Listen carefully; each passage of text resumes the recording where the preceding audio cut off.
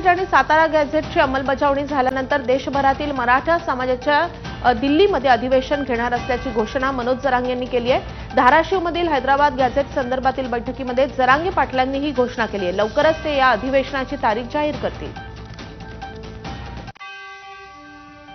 आम्ही बांधव खूप विखुरलेले राज्यात कधी काळी तरी आमच्या छत्रपती शिवरायांनी आपल्यासाठी स्वराज्य निर्माण केले।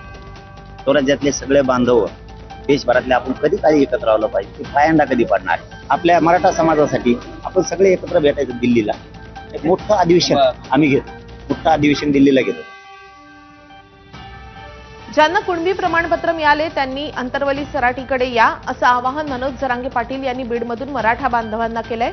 मराठवाड्यातील प्रत्येक जिल्ह्यामध्ये पालकमंत्र्यांच्या हस्ते कुणबी प्रमाणपत्राचं वाटप करण्यात आलं आणि हेच प्रमाणपत्र आता मी पाहणार आहे आणि त्यामुळे ज्यांना हे प्रमाणपत्र मिळाले त्यांनी अंतरवली सराटीकडे या असं जरांगे यांनी म्हटलंय। हैदराबादचं गॅजेट लागू झाल्याच्या नंतर द्यायला सुरुवात झाली कुणबी प्रमाणपत्र।